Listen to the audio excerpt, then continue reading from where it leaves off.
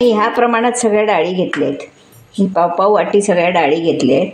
ही तूर डाळ आहे, ही चणा डाळ आहे, मसूर डाळ घातली, उडीद डाळ घातली आणि मूग डाळ घातली. तर ह्या सगळ्या डाळी मी एकत्र करून छानपैकी धुवून चांगली 2 पाणी घालून धुणार आहे आणि मग पाणी घालून भिजत ठेवणार आहे. लागतात कारण चणा डाळीवर वगैरे पॉलिश केलेली चणा डाळ असते, मग ते वास येतो जर अशीच घातली तर. त्याच्यामुळे डाळी या नेहमी स्वच्छ धुवायला लागतात.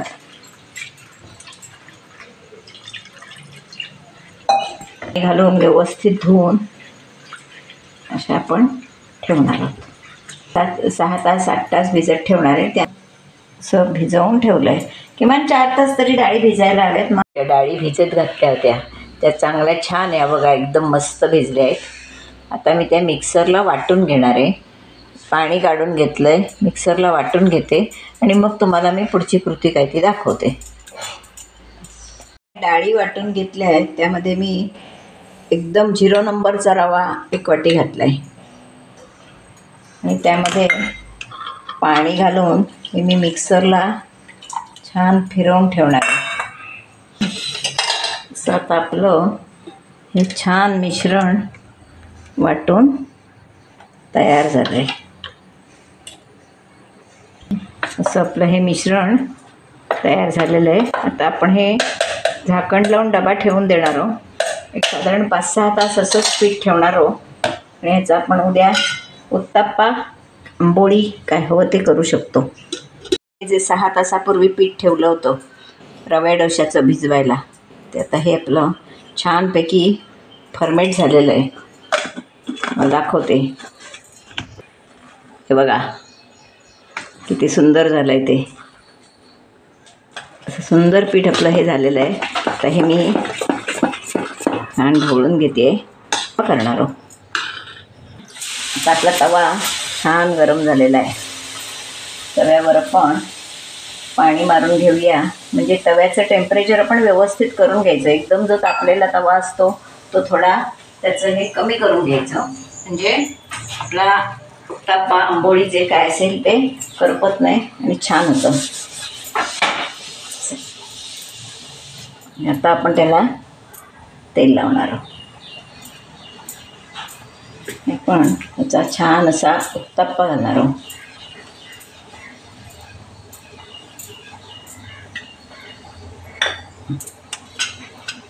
तर उत्तप्पा घालताना मी फार मोठा घालणार नाही आहे, तो छोटासाच घालायचा आहे.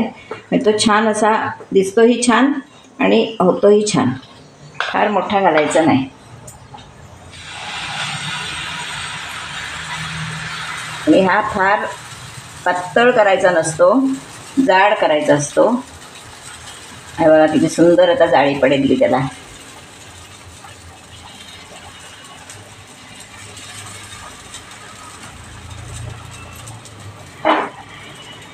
बघा अशी सुंदर पडते ती. तर त्यावर आपण बारीक चिरलेला कांदा घालणार आहोत. एकदम हेल्दी होणार आहे हा. बारीक चिरलेला कांदा, थोडी कोथिंबीर, ही थोडीशी लाल मिरची टाकली आहे, दिसायलाही सुंदर अशी मस्त. असं हे सगळं आपण टाकलं आहे. एकदम हेल्दी उत्तप्पा आपला होणार आहे, कारण ह्याच्यात सगळ्या डाळी आपण घातलेल्या आहेत. महत्त्वाचं म्हणजे यामध्ये आपण सगळ्या डाळी घातल्या आहेत. आणि आता हे मी थोडंसं वरून बटर टाकणार आहे. टाकलं तर असं वरून थोडं चेपून घ्यायचं, म्हणजे आपला हे सगळा कांदा वगैरे व्यवस्थित बसतो. उकटायला हा बघा किती सुंदर उकटतोय तो, कारण एवढं पीठ आपलं ते सुंदर झालेलं आहे.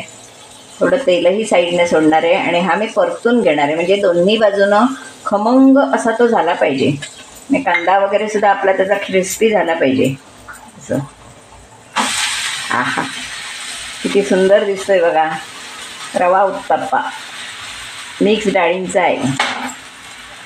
एकच डाळ घातलेली नाही आहे, मिक्स डाळी घातलेली आहेत, त्याच्यामुळे तो आणखीन छान असा झाला आहे. छान आपण खरपूस तर काढायचा करून, म्हणजे कांदा त्यातला क्रिस्पी झाला पाहिजे. खाताना एक मस्त वाटलं पाहिजे. एकतर पोटभरीचा नाश्ता आणि हेल्दी. बघा किती सुंदर दिसतोय तो. हलका फुलका आणि छान असा झालेला आहे.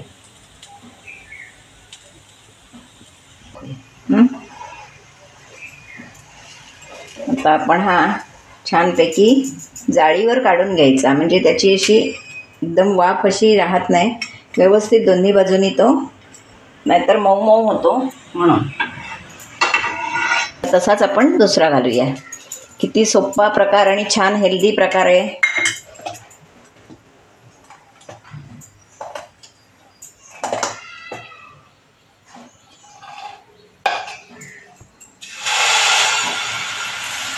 जाडसरच करायचा. हे बघा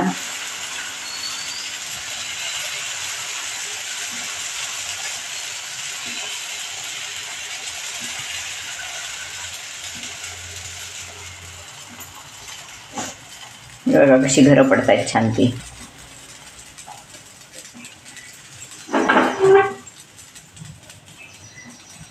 तर त्याच्यावर आपण कांदा वगैरे टाकणार आहोत.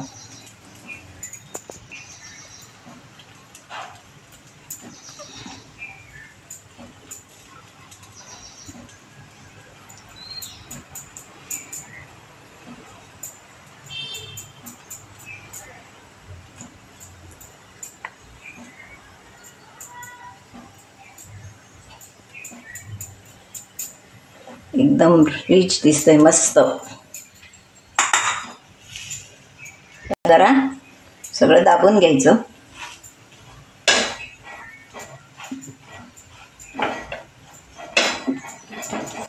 वरून थोडं बटर टाकायचं. बटर, लोणी काहीही टाकलं तरी चालतं, काहीही घातलं तरी ते छानच लागतं. काहीही नसलं तरीही छान लागणार आहे, कारण सगळ्या आपण डाळी घातलेल्या आहेत त्याच्यात, त्याच्यामुळे तो एकदम हेल्दी असा चप्पा आपला झालेला आहे. हे तर बटर जरा मेल्ट झालं की खूपच सुंदर लागतो तो. उकटतोही बी किती सुंदर बघा.